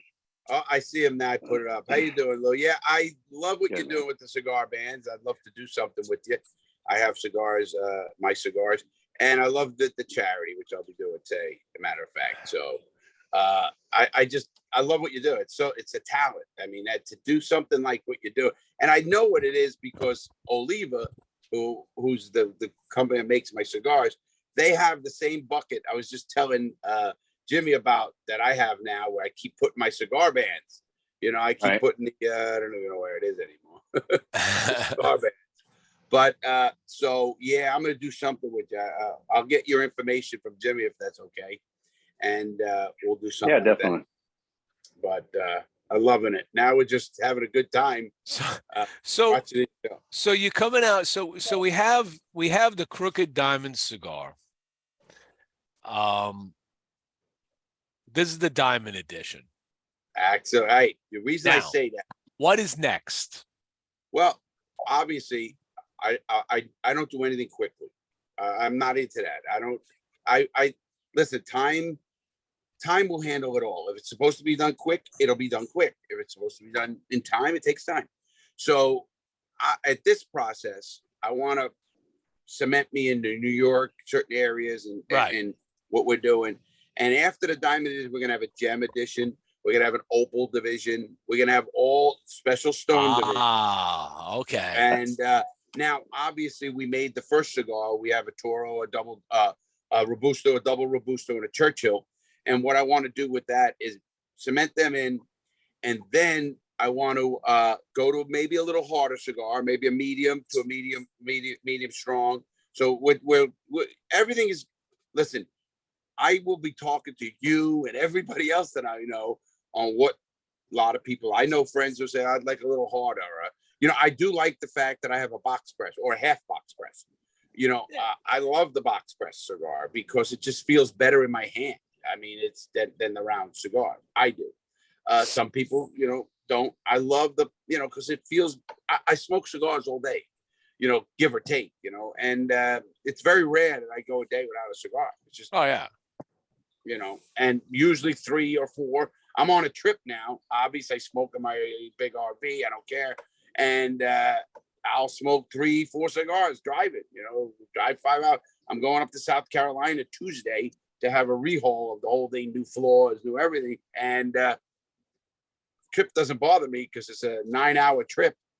And I'll smoke 3 cigars at least, listen to some podcasts, do stuff like that.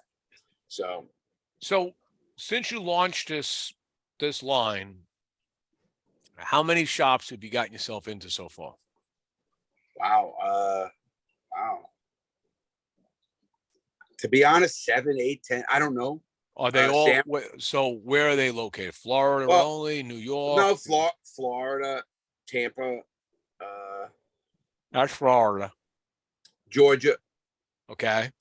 Savannah. Georgia and Florida now. We're going to be in New York soon, real soon. That's the big one because it's a tough market, New York, because of the price point. When you're in it, you're good. It's do you know some cigar shops up there that you're targeting? Well, no, I know businesses that want to push them into certain areas, like the gift shop at the Empire State Building. Okay. So bigger places like that. And when you get into that, what I found out about the Empire State Building, like companies like LinkedIn have 6 floors in there, and the guy knows this, loves cigars, so he gave cigars to that guy and he loved them. So there's more of that. I also believe I'm very big in the online market. Obviously, the shops are one that's I call that that's the horse and buggy way. You know, obviously, you know, it's needed. I like it. I enjoy appearances and stuff. It was such a packed house when we were there that day. Oh my God. Oh yeah, that was. And it was packed. I And mean, we were you couldn't wall get to a drink. wall. We were wall to wall that day when you showed Couldn't up. get a drink. You couldn't get a drink. You know, it was, and they had 4 bartenders. What I want to do is push more online. I'm coming out with a show. I'll show you, and that's already been worked on servers and everything else. So, you know, but we're making it big. Right. We got a lot of companies that want to just join, like with, you know, that kind of stuff. Cause I don't want to make it just about mine. I want to make the industry better, you know, and what I found out through all the hard work is it's so hard to advertise or market cigars because of the laws. And that goes everywhere. And there's ways we're doing it. We're going to get around it. Not get around it, but do I things would different. say, I would say, yeah, that's true. And I would also go back and comment on, you know, I love the idea of going to the gemstone concept, but just be aware, do due diligence on brand marks and trademarks, because there are rubies, there are emeralds that may already be trademarked. So make sure you do it right, because one thing that irritates me in this business, believe it or not, is when I see new brands come out and they don't do that due diligence and they get a cease and desist coming in because brand XYZ goes, whoa, I already got this. It's already registered. You can't use that. Like, I'll tell you a good, 100%. I'll tell you a real interesting one. Okay. I don't know if you know Kevin Schweitzer from Rockefeller Cigars. Heard of Okay. them, don't know. Yeah. Kevin Schweitzer from Rockefeller Cigars owns the trademark for cigars called Gold Series. You cannot have a Gold Series cigar. He owns that trademark. He was smart enough to register that. So go out there, do your due diligence, and make sure you do it right, trademark it right, own the trademark, and make sure it's correct, because otherwise this becomes a shit show going forward in the industry, because then, you know, you start talking to shops, you're going to come out with it, and all of a sudden you can't come out with it. It's going to be a different name, and it becomes a headache for everybody. So, I'll agree. You know, listen, that's why I hire a trademark attorney. But obviously, and what I'm going to do with that, you know, with the trademark attorney is, listen, understanding that business part of it, because I have businesses, is certain words are very hard to trademark, because like diamond, you can't just say I own diamond. You know, now if you put diamond with something else, yeah, you like can't do a diamond. You certainly can't do a diamond crown. Right now, if you take crooked diamond and together, that's mine. I own that. Right. So yes, you know, obviously, it's not going to be the gem. It's going to be maybe the crooked gem, or the rob gem. I don't know. You know, that takes, again, time, like you said, doing your due diligence and getting something that's right. You know, crooked diamond took us a while. You know, that's why you see the actual logo, which is trademark. You know, the crookedness of it, the way it is, and my name on the top. So that's all done on purpose. Obviously, I wanted to make it simple. Obviously, Amazon, look at them all, the smile, and you see it. I wanted to make it where a person sees that trademark, that, oh, that's that cigar that guy got, you know, eventually. And listen, again, Jimmy, I told you, time is, to me, it's time. This is not a push project, I call it. This is a legacy project. And when you have a legacy project, you take your time, you bring the people you want. You know, what's going to happen to it? Am I ever going to make real money on this? No, because it's going to be to my kids, or whatever it's going to be. You know what I mean? When it's all said and done. Yeah, if your kid wants it. Yeah, that's true. Very true. It better. You know, it's always that thing. You know, when you think your kid wants to do it, right? I mean, I am. I'm like, you know, would I love to pass my Stogie Press on to my son, who's a neurobiological scientist and whatever, and loves cigars, but it takes time. And they look at it. Well, you know, do this. 100%, but it's going to get there. Somebody's going to have it. It's something that somebody's going to see in, you know, everybody asks me about the awards and stuff. And, you know, the one award, the congressional recognition, is literally in in the book, in the congressional record, that 200 years they can read about. You know, other stuff, nobody's going to know about Larry Lawton in 100 years that he was an honorary police officer. But if they know about the cigar still being sold, oh, that's that guy. Or then they'll look back like we do now with anything big, whether it's oatmeal and the guy at the hat, you know, whatever it is, it'll be known.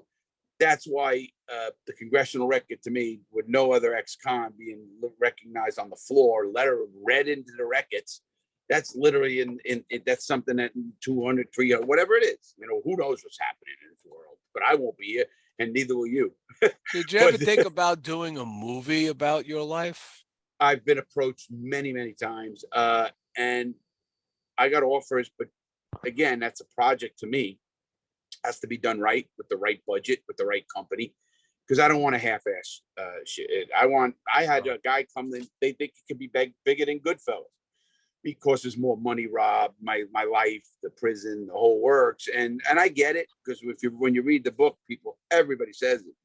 But again, it has to be right. You can't come to me with a $10 million budget. It's got to have a budget that's going to really make the time right, the era right, get the right actors, get the right people involved. And, you know, I've shot some down. I've been offered many, many TV shows.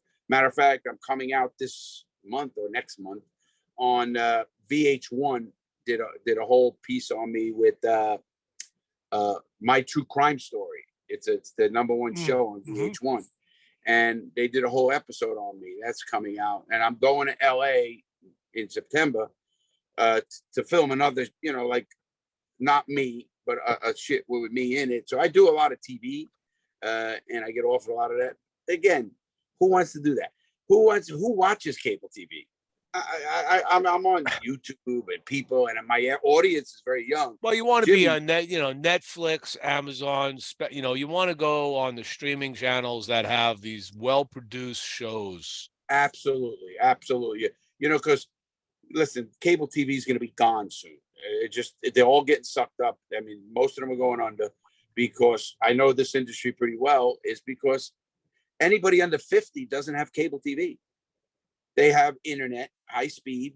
They use YouTube, they use Prime, they use Netflix. They like what they like, and that's it. And none of these young people, YouTube is the biggest platform in the world, and there's a reason for it, because they hit a button and they get what they want. And I get that part of it, and that's why, I mean, I'm on it. But it's just knowing I'm on it because I have a YouTube rep and all that. When you get over 1 million, you get a rep, and they you know, you try. I sit back and watch at night, late at night before I go to bed. I watch like 3 or 4 episodes of Twilight Zone now. Oh, Twilight Zone, man! Now you're aging. I know. I really, man. I just always loved that as a kid, and I found the feed for it. And I get these episodes, and I just watch them, and I can't believe how incredibly smart Rod Serling was in predicting certain things. Some things are far-fetched, okay, are never going to be there for probably ever. But some don't things ever say like, that. We thought the Jetsons were far-fetched. Yeah. Well, what? You remember the phone when they opened it up? That was right out of Star Trek. Bingo. I mean, you look at all. But we're going back to that. You see that? So now the new thing with phones, the new things with phones, they're going back to flip phones.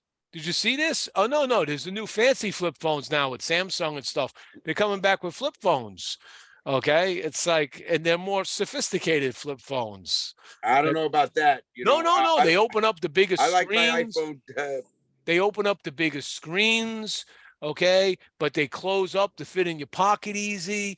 So, they're communicators, You got me going crazy. I'm thinking of the Honeymooners I used to watch. The Honeymooners, right? What was the other ones? I remember Batman in black and white when I come home. Batman, yes.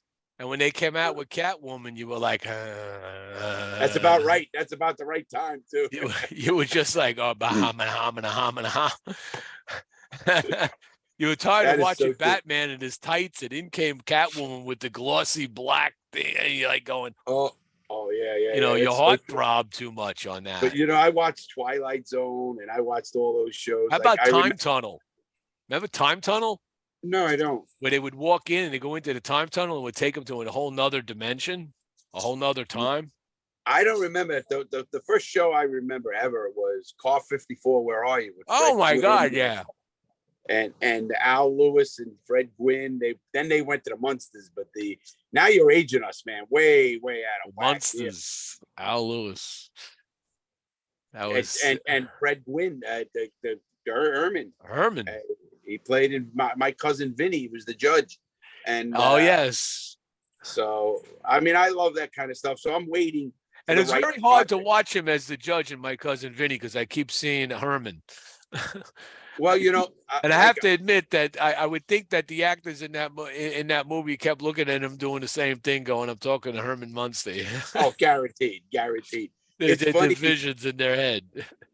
It's funny because I keep thinking, when I get approached with projects, they'll come and first of all I tell them, look, this show's cable. How much can you?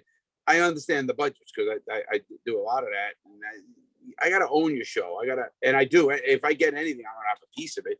But it's just so much work. People don't know how much work, even YouTube, how much work we put in and how much content you got. I have a podcast that we're top 1% in the world out of 2,977,000 podcasts. We're top 1%, and we just got that back. 20-something thousand followers on Spotify, and they're only 28%. iTunes is almost 60%, so there's got to be 40,000 or something. And it's hard work because you got to keep. That you got to keep doing it. You can't miss a beat. If I miss a show, I get depressed. I literally like last week I was down in Miami at an event on a Saturday and I couldn't do the show. I had no show, and I'm like going, well, okay, I'm doing an event. You got to put them in the can. You got to put them in the can. And then you just do it. You just wait till the next week to do a show. But, you got sponsors that are sponsoring you so you want to make sure everybody's getting their value, and you keep going because it keeps pressing on and pressing on, and every show, and as you've seen this show, all right, I am completely unscripted. All right. This is what I pride myself on. This is a discussion with you, the guest, to just talk about you, talk about your cigars, talk about whatever else you're into. Let people know who Larry Lawton is, to really expose Larry Lawton for Larry Lawton, and you're the cigar guy right now. All right? It's funny you said that because our podcast is called The Real Deal with Larry. And my mom will come in. We don't cut. We don't edit. Oh. I mean, we don't cut. We don't do certain things, Jimmy, and we call it The Real Deal for that reason. Are you all right? Okay.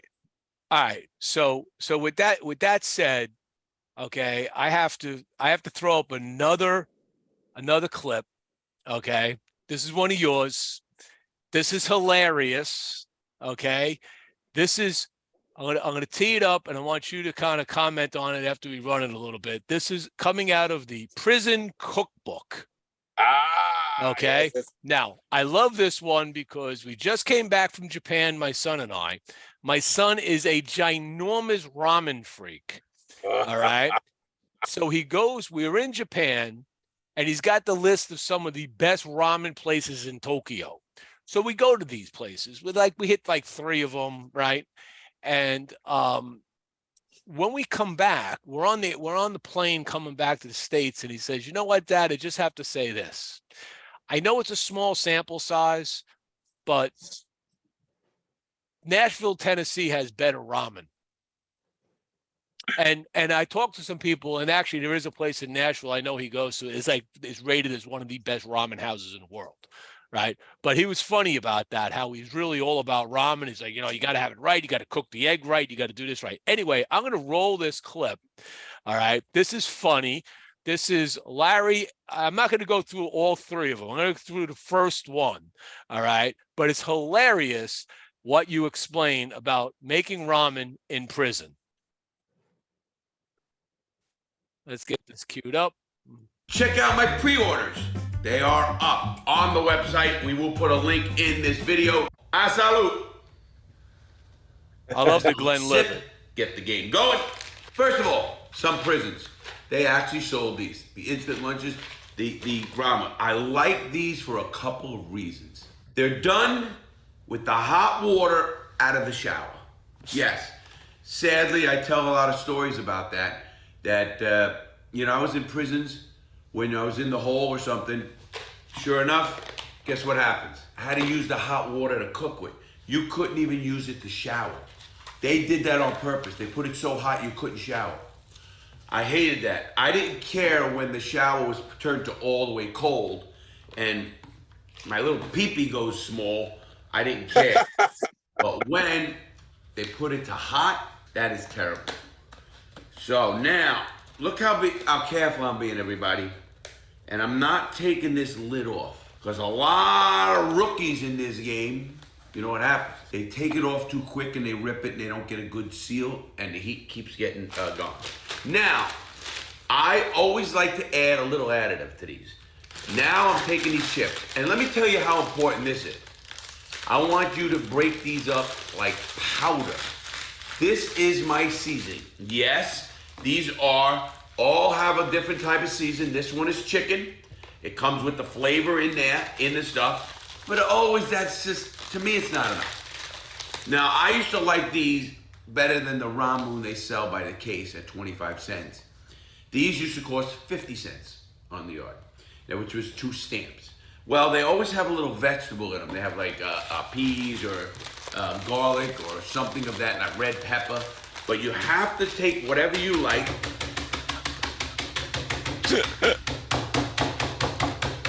And you make this so it's like powder. When I say powder, you're gonna see what I mean. I'm not done. Then I'm gonna take my thing, my dish. And if you see what I'm doing, I'm actually putting it in there. And it is like, it's so fun. I'm getting hungry. You see that? Obviously, that's what I want. Now I take a piece of cheese. I'm a cheese lover. Some people don't. Some don't. They don't take their cheese like this. And I break the cheese up into very, very small. And then I'm going to step away, and I tell you what I'm going to do, people. I am going to the shower right now, putting on the hot water, and I will have a boiling hot water and show you what I do with it. All right, here we go. All right, I got boiling water out of a shower. That is done all the time, and you have to really be careful, because watch how slow I got to do it so it absorbs.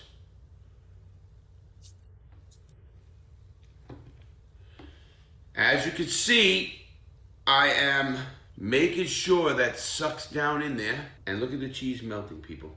Now you see that? It's almost to the top. It's not quite yet. Now these soups used to have a line, they used to call. The next thing is very important. And I told you why you make sure that this dish is made the way I'm doing it. You seal it back up. You put weighted objects. You put a box of Crooked Diamond cigars on top. Put them like that. With some You like that? heavier. And Now, a book. talk close to the boys, and I'm coming back after I go to the yard on the move, see what's going on. I'll be right back. All right, time's up, everybody. Time to unveil one of my quicker dishes, but very, very fulfilling. Take the weight off. Obviously, you'll usually see a little bit of a stain. It's funny because when I used to get the books from people in the from another person, you'll see always a stain on that book. You'll always see that, and that's just something you do. Now, obviously, just peel it all nice.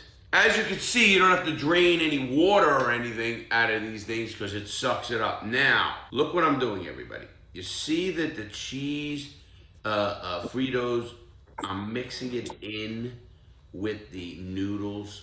It is a tasty, tasty dish.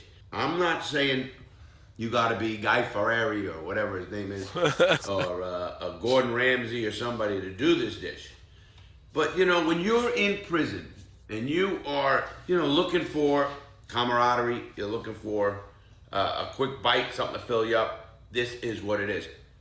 Now, always the cheese, that piece of cheese, and the Fritos. All right. So I never seen it. I never seen the finished product. so this is a regular thing you did. All the time. And did you invent this and teach it to your fellow inmates? No. Usually most of the dishes I have, and even in the cookbook. The cookbook is more about the stories that go along with it. But they're past that. You know, you get something, you might change something. I like cheese. Somebody likes something else. You put, like, some people cut up sausage, summer sausage you buy on the yard, you know, buy off the commons, or you stole one out of the kitchen stuff. You make your own, and you end up, like, I love cheese, and I like the spiciness of those Fritos we used to get, and I like that little add in there. And then, I first started doing those with potato chips. They're salty and just like Lay's potato chips, and crushing them up.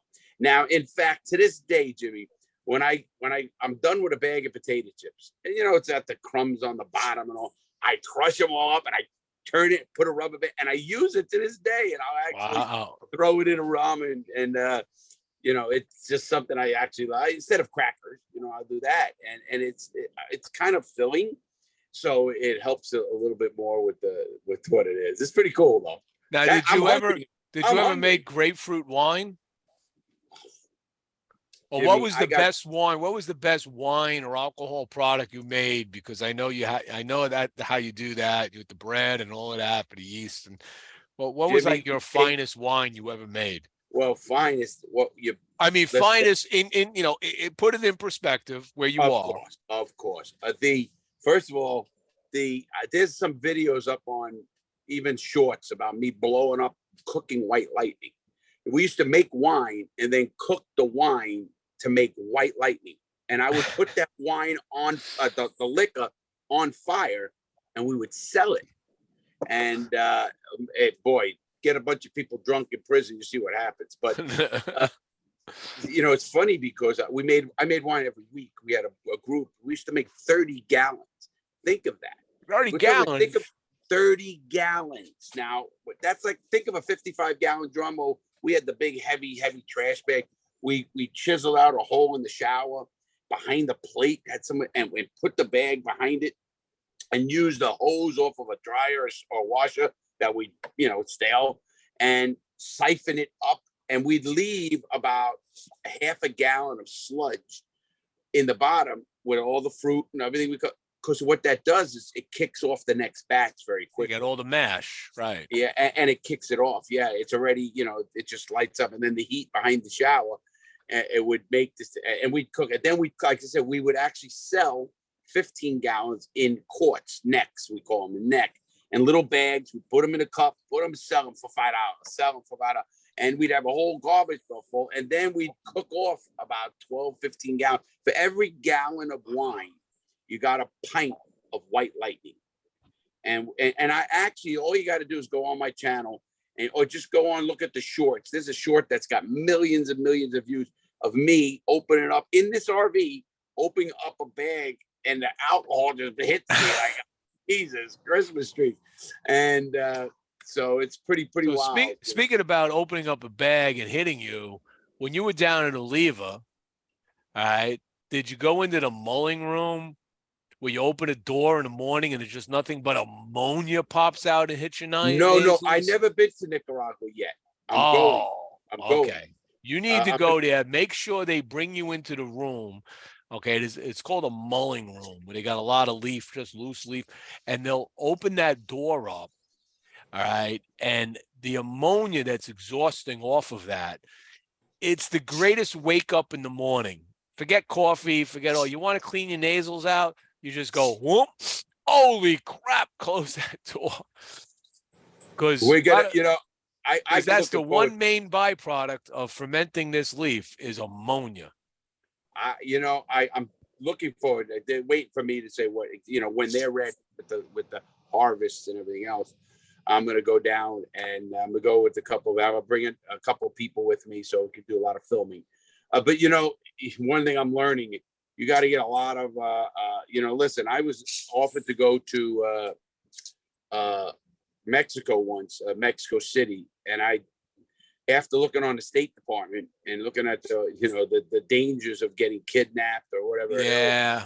Listen, I don't need that shit. Not to mention they have a volcano problem there. Listen, and then they got other issues. I know what'll happen. My people over here, they won't pay the $1 million, and now I'm gonna be dead.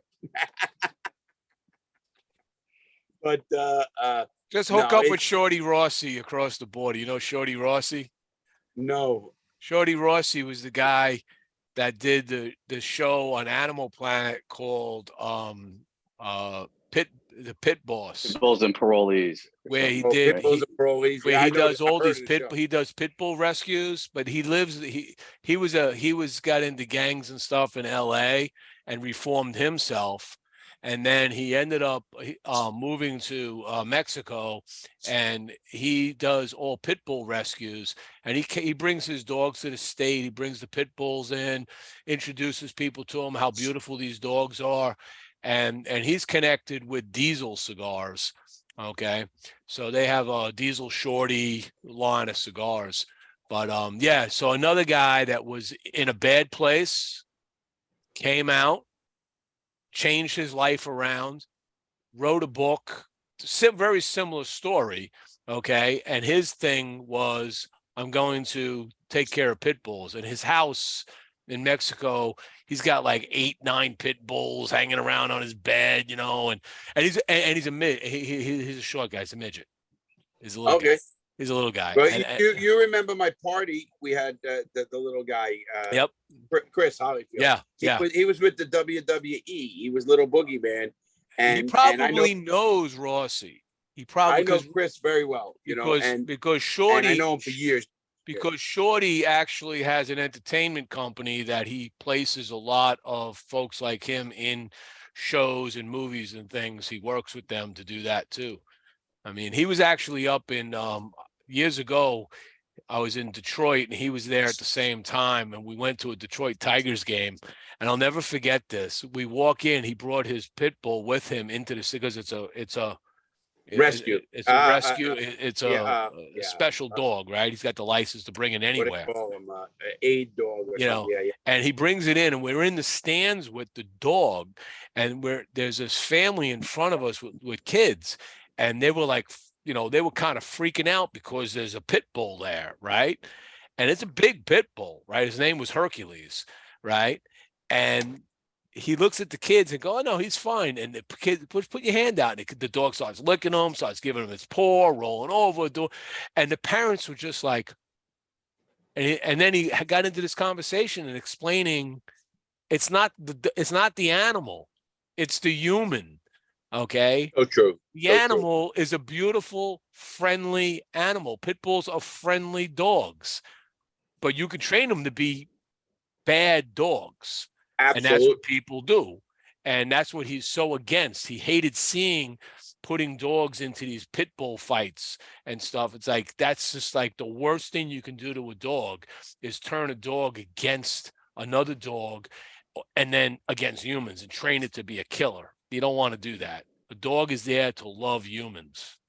It's funny because Nick, my assistant, has a dog. It's I think half pit, half boxer or something. Nice dog. The most beautiful dog. I love this dog. It's Morty, and he's I'm friendly with with the business. Or come bring him anytime. I love that dog. He sits on the couch. You got to come to the studio. I'll have to interview one time. I will. Well, you can interview me. Yes, as I said, I'm an interview. And we'll have a good time anyway. We'll have some drinks and cigars. That's what I do, and make it what it's supposed to be. So. All right. Well, we're into the 2-hour mark. This usually goes an hour and a half. This has been a fantastic show. I just we're going to close the show here. We'll go after hours. We can hang around and chit chat some more if you want. Just off. I got to get on the road though. I figured you do too. So, hey, what a pleasure. I just want to thank everybody who's been watching. Everybody's going to watch this afterwards. Let me know. I'll put it up too as well once up? I Let me will know. have this post-produced by next Saturday on my YouTube channel. I'll send you the link to it. This will be up on Facebook on my feed. I'll pin it at the top of my feed so it's there for anybody who wants to see it over the next week. And then I take it and I clean it up and I drop it on my YouTube channel. And then that's it. So Let I'm me gonna know, get- because I'd love to post. I think guys would like to hear about it, on my channel, my fan. Definitely, I appreciate the. I had a great time with you, Jimmy. I mean, brought back a lot of memories. I definitely want to. You pinned me to two things. Definitely with the cigar wrappers and his thing. I want to get some tickets, and also, so obviously getting his information, if that's great. And then also even that thing with the cigar, the medical thing. Not medical, for the humidor. Oh yeah, you got to get this, and you Yeah, I'm sure I definitely got to will. get this cutter. I'm a This- gadget guy, This so- cutter is the only cutter I use today. Well, I stole a cutter off Albert, who's the You head of stole a cutter. You see, What? you just can't seem to reform yourself. Jimmy, it's a funny story because he has a a DuPont, $300 cutter. So I'm at an event in Miami Beach with them, and he lends me the cutter, I'm looking for him all night. So I can't find him for the cutter. I take the cutter, and he goes, "Man, I've been looking for it." I said, "Listen, I stole your cutter. I got it. Now here's the deal. If you want the cutter back, you got to buy me dinner, because I didn't get rid of it, And he goes, "Or you can give me the cutter and I'll buy you dinner, whatever restaurant you want to go to." He goes, "I'm going to send you to we're going to our expensive." I said, "I don't care what restaurant we go to. I'll buy you dinner at the best restaurant you can go in Miami." I still have that JD. I'll show you the JD Dupont in my office when I see All right. you. And it's Let me day. show you a cutter. If you haven't seen this on my feed yet, we'll close the show here, but I'm going to show you this cutter before we close it. And I'm glad, if I brought you to this event I went to in Miami. So last week I was at the Cigar event. Okay. Cigar cutters, and they did a Cigar exclusive event. All right. The Cigar exclusive event is promoting some of the amazing craft they can do with custom cutters, not just their normal cutters. Sure. This particular cutter, all right, is what they call their museum piece. All right. You got that framed in your head? All right. I'm going to take you back about 30 years. All right. Oh my gosh. $160,000. These are all rubies. This is 18 karat gold dragons running around it, and that's a natural pearl, not a grown. This is a natural pearl. Sure. You know how you tell a natural pearl? Tell me. You take a pearl, you put it in your teeth, and it's going to be rough. Just go Okay. like this. Yeah. And if they're smooth, it's a fake. Yeah. I went to the GI Institute, but that's So anyway, that's $160,000 cutter. Jimmy, I got to And that's my hand holding it. Hey, Jimmy, I got to end with this because I do a series on jewelry with famous people, rappers, and this, and the money and the stuff, million, $500,000 is just off the charts. Some of this stuff, obviously. So I do a lot of that. And that piece to me is like, again, as a cigar guy, that's like, I get it. And here's the thing. I would use it and lose it. And that's what everybody says. Exactly. Everybody says the same thing. I did have a great time, Jimmy. We could do it again anytime. And I definitely want you on. Thanks for the other guy coming on. Lou, good job what you do with your stuff. I think I really appreciate what you're doing for the vets and stuff.